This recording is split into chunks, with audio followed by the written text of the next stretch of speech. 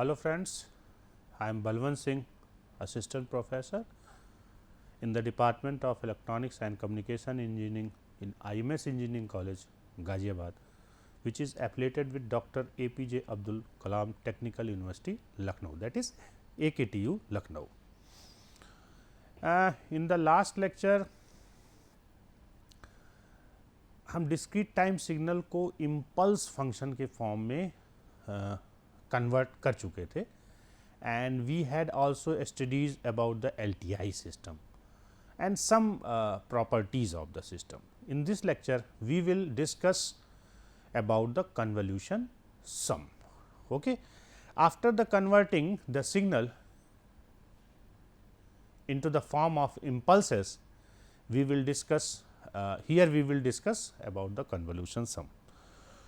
So, the discrete time impulse response and convolution sum representation of LTI system can be understood by considering HKN, that is this one.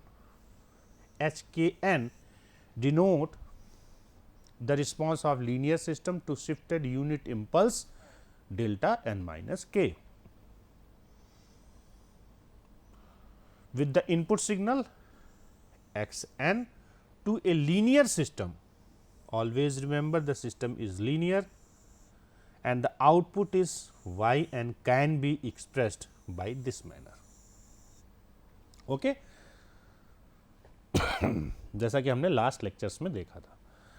And then from the superposition property of a linear system, the response of the system, that is y n of linear system to the input x n is simply the weighted linear combination of basic responses जो हमने impulse form में change किया था आपके discrete time signal को.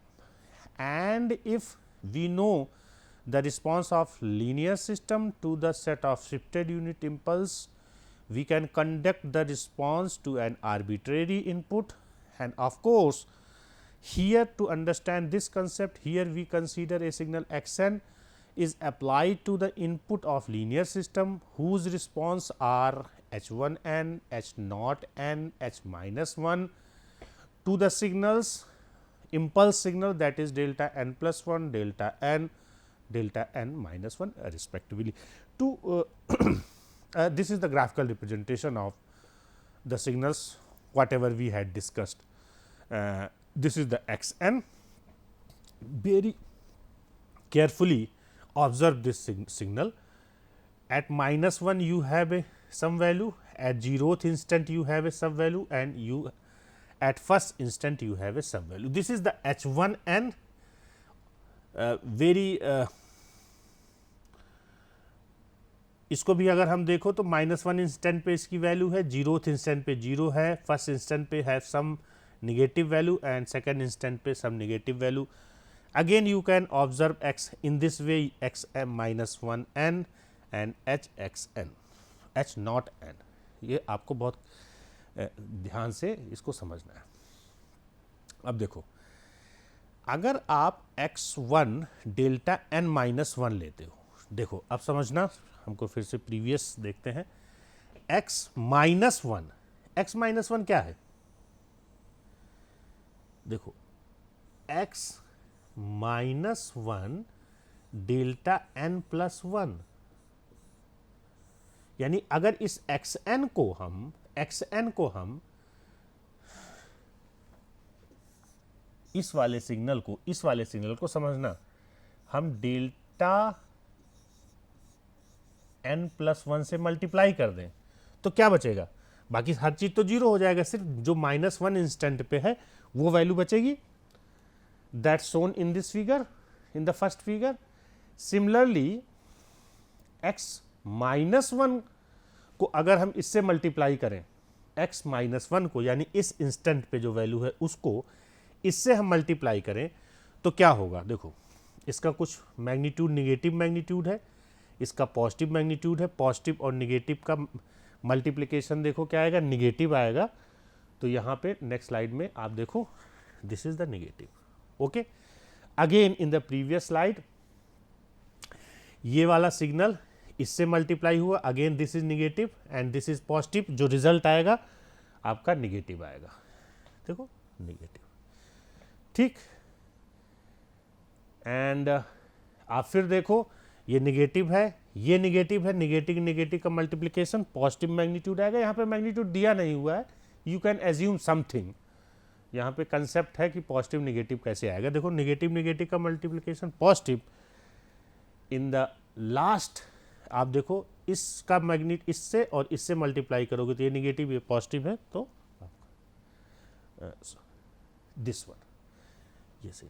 तो आप देखो x minus one h minus n का मल्टीप्लिकेशन ये आएगा x माइनस वन, और जब आप डेल्टा शिफ्टेड डेल्टा फंक्शन से मल्टीप्लाई करेंगे तो आपका सिग्नल ये आएगा। सिमिलरली फॉर एवरी सिग्नल आपने x0 delta n, x0 delta n देखना, x0 का मतलब कौन सा सिग्नल, ये वाला x0 यही तो हुआ और h0 ये हुआ। अब आपको समझना है ना, तो यही चीज आपके नेक्स्ट ग्राफिकल रिप्रेजेंटेशंस में दिखाए गए हैं, x0 delta n, x0 h0 n and similarly x1 h delta n minus one, x1 h1 n, okay. अब इनको जो आपके जो रिजल्ट आए थे सबको आपको ऐड करना, कौन कौन से रिजल्ट को, पहला तो ये रिजल्ट देखना, एक एक करके समझते। पहले इस रिजल्ट को ऐड करो, ये प्लस ये, इन तीनों को ऐड जब आप करेंगे तो आपका ये रिजल्ट आएगा, यही आपका आउटपुट yn है। अब दूसरी बात यहाँ पे जो इस प्रैक्टिस से जो हमको दूसरी चीज़ क्या मिली है, देखो इस रिजल्ट को मल्टीप्लाई करो, सॉरी ये रिजल्ट प्लस ये रिजल्ट जो आपका आया है प्लस ये रिजल्ट मल्टीप्लाई करोगे तो जो आपका इनपुट सिग्नल है xn आएगा, जो आपने शुरू में कंसीडर किया था, ओके। तो this is the basic concept of the convolution, and so the response at time n of a linear system is simply superposition of the response due to the input value of each point in time. In general, of course, the response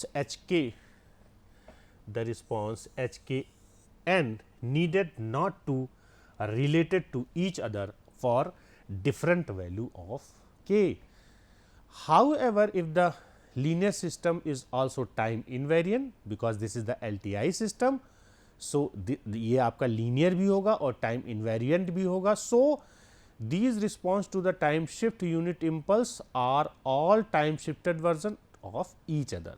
So since delta n minus k is the time shifted version of delta n, the response hkn is time shifted version of h naught n, that is hkn is equals to h naught n minus k. For notational उसके वजह से हम क्या करते हैं, hn is equals to h naught n मान लेते हैं, ठीक। अब इस बात को समझने के लिए थोड़ा सा एक बात हम समझते हैं, ये आपका LTI सिस्टम है, यानी ये आपका लीनियर भी है, LTI सिस्टम है, लीनियर भी है और टाइम इनवेरिएंट भी है।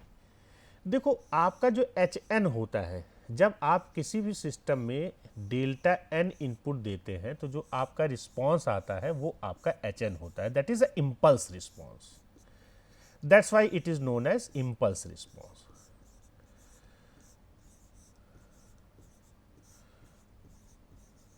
ओके।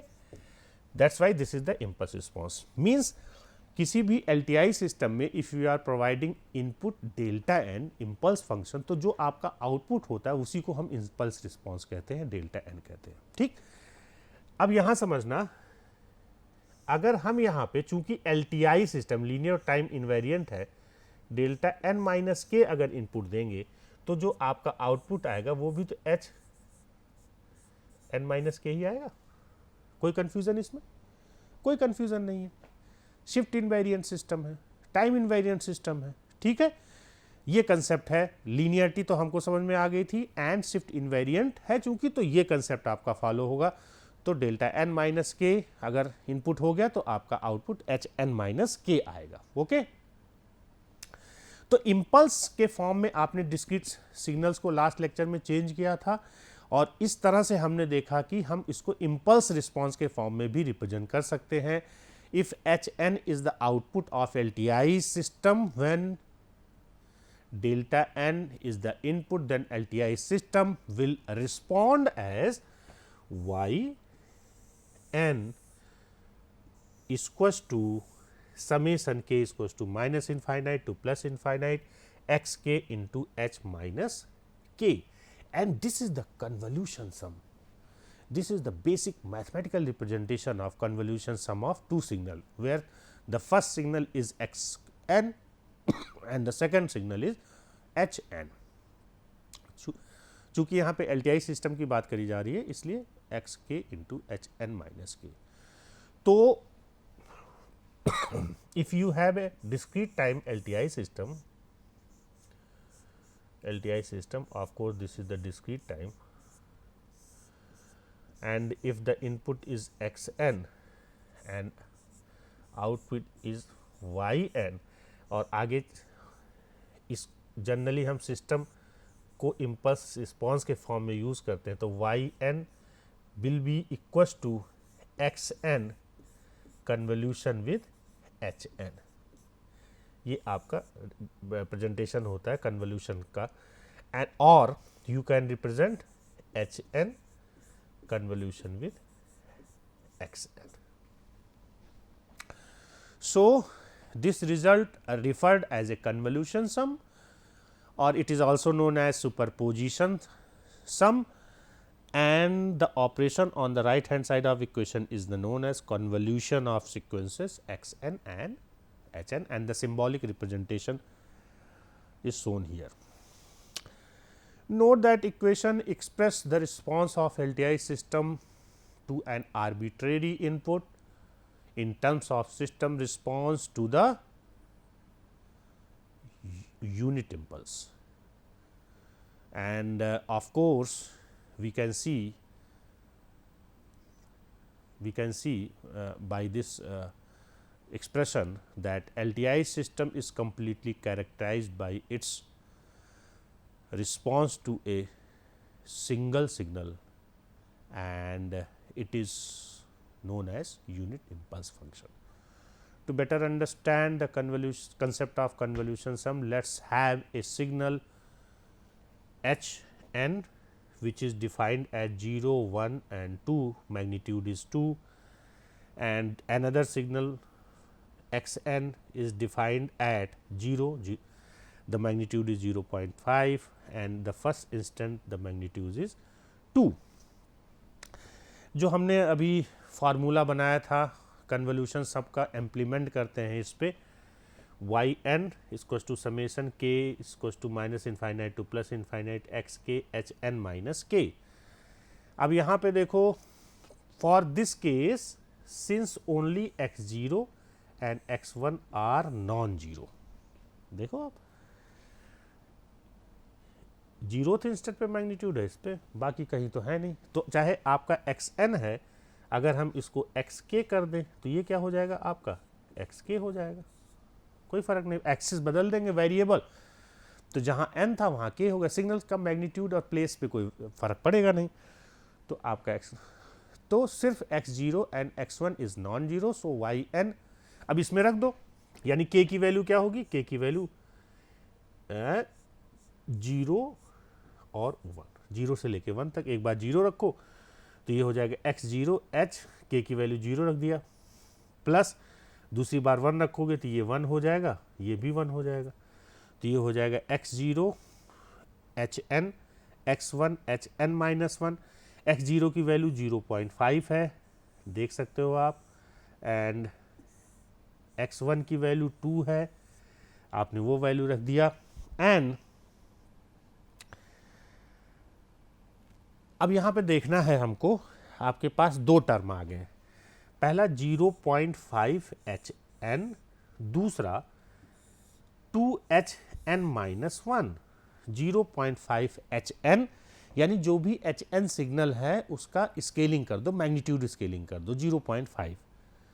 तो in this figure you can see that magnitude आपका आधा हो गया है 0.5 एच एन। दूसरा जो आपका टर्म आ रहा है दिस इज द 2HN-1। इसमें क्या करना है, जो भी आपका इम्पल्स रिस्पॉन्स है एच एन उसको एक यूनिट HN-1 है राइट शिफ्ट करेंगे, उसके बाद अकॉर्डिंग टू दिस एक्सप्रेशन 2 उसका हम मैग्नीट्यूड स्केलिंग करेंगे, डबल करना 2HN-1। तो यहाँ पे आप देखो क्या करा गया है 2HN-1। ये देखो ये सिग्नल 0.5 HN और ये सिग्नल आपका क्या है 2HN-1। ओके, अब अकॉर्डिंग टू दिस एक्सप्रेशन ये टर्म और ये टर्म ऐड हो गए, दोनों ऐड हो गए ना। तो ग्राफिकल रिप्रेजेंटेशन में दो दिया है हम उसको भी ऐड करेंगे। एडिशन जीरोथ इंस्टेंट पे 0.5 है, ये जीरोथ इंस्टेंट पे 0 है, तो 0 प्लस 0.5 0.5। अगेन फर्स्ट इंस्टेंट पे 0.5 है, फर्स्ट इंस्टेंट पे 2 है, तो 2 प्लस 0.5 2.5। अगेन सेकेंड इंस्टेंट पे फिर 0.5 है, सेकेंड इंस्टेंट पे ये क्या है 2 है, 2 प्लस 0.5 2.5। थर्ड इंस्टेंट पे यहाँ पे देखेंगे ये 0 है, लेकिन थर्ड इंस्टेंट पे ये 2 है, तो 2 प्लस 0 इक्वल्स टू 2 आ गया। फोर्थ इंस्टेंट पे ये भी आपका 0 है, फोर्थ इंस्टेंट पे ये भी 0 है, दोनों को ऐड करेंगे 0 है। अब आप एक जनरल लॉजिक से समझ सकते हैं ये भी आगे 0 ये भी आगे 0, एडिशन हरदम 0 आएगा। तो आपका जो कन्वोल्यूशन हुआ कुल मिला के according to the mathematical representation आपका जो YN आया वो आपका जो सिग्नल दिया हुआ है ये आपके सामने आ गया। ठीक, थोड़ा सा और समझते हैं इस चीज को।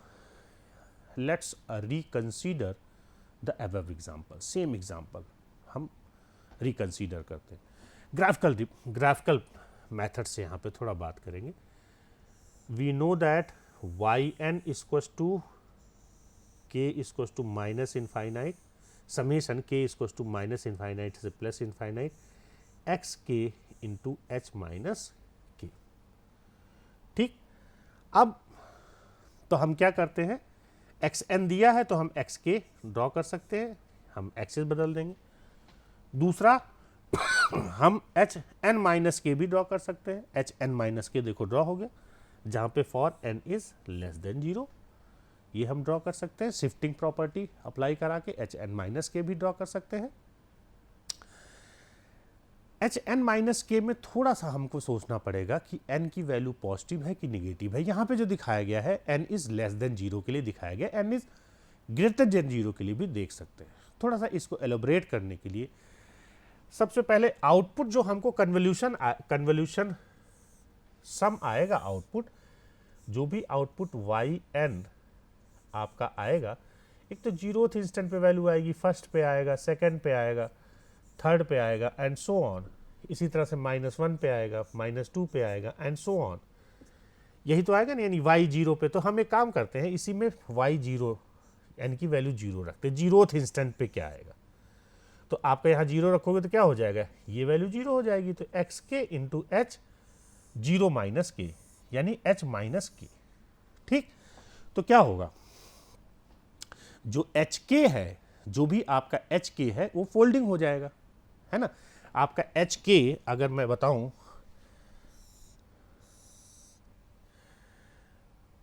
ये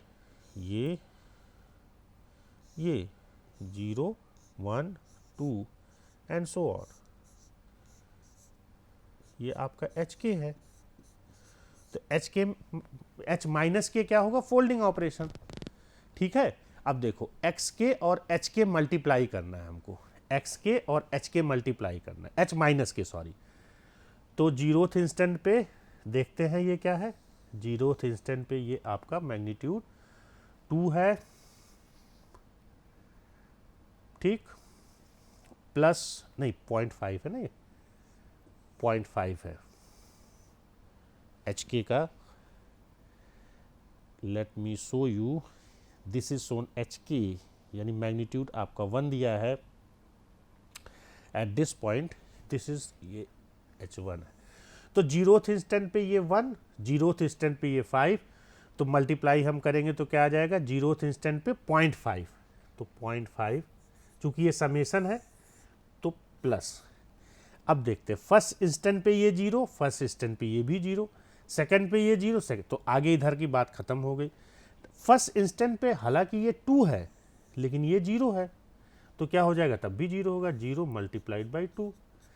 सेकंड इंस्टेंट पे ये 0 है, ये भी 0 है, तो क्या हो जाएगा, 0 हो जाएगा। सिमिलरली अगर हम माइनस इंस्टेंट पे जाएं, -1 पे, -1 पे हालांकि ये वैल्यू 1 है बट यहाँ पे ये 0 है, तो 0 इंटू 1, ये 0 आ जाएगा आपका। एंड सिमिलरली इस इंस्टेंट पे देखो -2 पे, यहाँ पे 1 है पर यहाँ पे 0 है, तो दोनों का मल्टीप्लिकेशन क्या हो जाएगा, अल्टीमेटली फिर 0 आ जाएगा। तो लास्ट में हमारा सिर्फ ये जो 0th इंस्टेंट पे आपने मल्टीप्लाई किया था दोनों सिग्नल का, वही बचेगा, बाकी अल्टीमेटली 0 हो जाएगा, तो 0.5 हो गया। नेक्स्ट है इसी तरह से y1 हम निकालेंगे।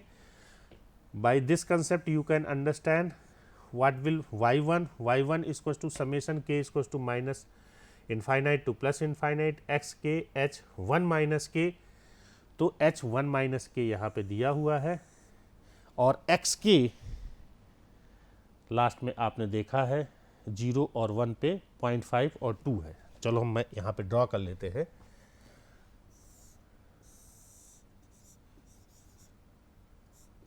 Sorry, this is the k।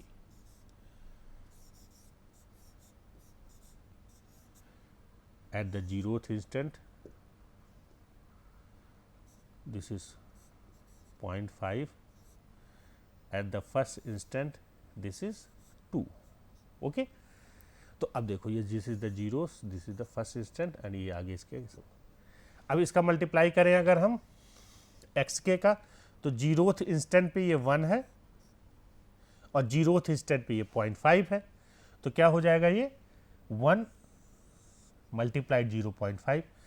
First instant पे ये 1 है, फर्स्ट इंस्टेंट पे ये 2 है, तो 1 मल्टीप्लाइड बाई 2 क्या हो जाएगा आपका, 2 हो जाएगा, दोनों ऐड हो जाएंगे, क्यों, ये समिंग भी तो लगा है। सिमिलरली हम h2 माइनस के निकालते हैं, h माइनस के से हमने h1 माइनस के निकाला, h2 माइनस के निकालेंगे, एक यूनिट और ये राइट शिफ्ट हो जाएगा। पहले -1 से शुरुआत हो रहा था, अब 0 से शुरुआत हो रहा था। फिर देखते हैं इसका मल्टीप्लिकेशन इसके साथ करते हैं। 0th इंस्टेंट पे 1 है, ये 2 है, तो ये 0.5 आ गया। फर्स्ट इंस्टेंट पे ये 1 है और ये आपका 1 है, तो 2 आ गया, 2.5 आ गया, ठीक है। तो दोनों को ऐड कर दिया तो हमारा 2.5 आ गया। सिमिलरली y3 के लिए भी हम समझ सकते हैं इस तरह से, h3 माइनस के निकाल देंगे तो ये हो जाएगा 2.0, ठीक। And finally for n is greater than 3, अब आप इतना विजुलाइज कर सकते हैं कि आप जैसे जैसे देखिए, आप in this figure you can see that h1 minus के, जब सबसे पहले h माइनस के देखते हैं, h माइनस के जब आपने h1 माइनस के निकाला तो एक यूनिट राइट शिफ्ट हुआ, h माइनस के एक यूनिट राइट शिफ्ट हुआ। दूसरा जब आपने 2 माइनस के निकाला, एक यूनिट और राइट शिफ्ट हुआ। जब 3 माइनस के निकाला, एक यूनिट और राइट शिफ्ट हुआ। जब आप 3 से ज़्यादा करेंगे तो एक यूनिट और राइट शिफ्ट होगा, 3 पे भी, 4 पे भी, 5 पे भी एक यूनिट वो शिफ्ट होता जाएगा। और आप ये देखिए एक्स के कांस्टेंट है, जो आपने एक्स के बनाया है वो एक्स के आपका एज इट इज़ है इन दिस फिगर, एक्स के वो ऐसे बना हुआ। हम शिफ्टिंग किस में कर रहे हैं, एच के में, ठीक है।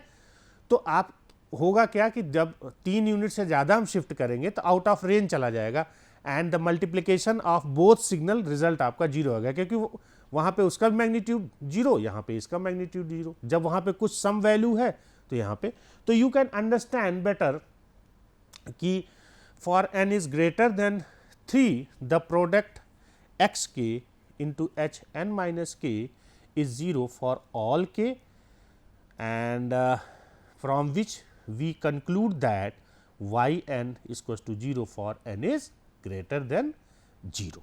ठीक, तो यहाँ इतनी बात हो गई. अब देखो हमारा जो सिग्नल आउटपुट आएगा वाई एन,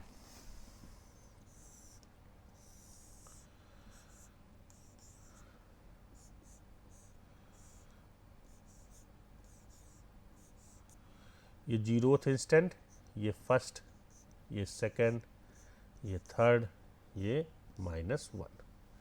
तो आप देखो लास्ट से हम देखते हैं जीरोथ इंस्टेंट पे y0 क्या आया था 0.5, y0 0.5 and y1 2.5, y2 2.5, y3 2. You can see that 2.5, 2.5, 2 and so the result is this one. ठीक है, यहाँ पे ये देखो आप जो हमने बनाया था ये यही रिजल्ट आपका आएगा, और यही रिजल्ट इससे पहले वाले एग्जाम्पल में जो हमने पढ़ा था वो सेम है.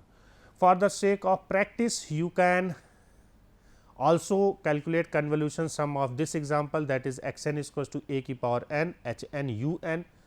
Of course value of the alpha x n is equals to alpha की power n u n and h n is equals to u n.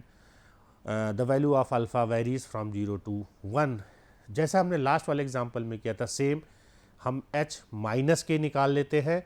ठीक है, h माइनस के निकालने के बाद हम उसकी शिफ्टिंग करते रहते हैं एक एक यूनिट, h माइनस के की एक यूनिट राइट शिफ्टिंग, फिर सेकंड 2 यूनिट राइट शिफ्टिंग, फिर 3 unit right shifting, 4 unit right shifting, 5 unit right shifting करने के बाद यहाँ पे from the figure we note that for n is less than 0 there is no overlap between non zeros point x k and x minus k. So for n is less than 0 x k h n minus के is equals to 0 for all values of k and hence y n is equals to 0 for n is less than 0. That's what जैसे हमने previous example में देखा था. So x k into h minus k जो आपका result आएगा वो simple as x k 0 से n तक के लिए आएगा एंड हर जगह अदरवाइज ये 0 रहेगा. For n is greater than 0 के लिए हमारा y n हम समझ सकते हैं k is equals to 0 to n a k. यहाँ पे GP सीरीज़ का हम फार्मूला लगा देते हैं फाइनाइट लेंथ का, तो वो आपका हो जाता है 1 माइनस अल्फ़ा की power n+1 upon 1 minus alpha. इसको हम क्या लिख सकते हैं UN, क्योंकि क्या है आपका ये राइट हैंडेड के लिए डिफाइन किया गया है. तो दिस इज़ द अल्फ़ा की पावर k, हमने GP सीरीज़ लगा दिया. ठीक है, GP सीरीज़ का फाइनाइट GP सीरीज़ का फार्मूला लगा दिया. Because this is the right handed sequence, so we can multiply this sequence by 3. So you can elaborate, इसको आप थोड़ा सा और एक्सप्लोर करेंगे तो आपको थोड़ा सा एग्जैक्ट जैसे हमने पहले कंसेप्ट लगाए थे उसी तरह से. Another example you can understand with the help of x n is equals to 1 0 से लेके 4 तक के लिए and h n is equals to alpha की power n 0 to 6. You can also convolution sum ले सकते हैं. Thank you very much.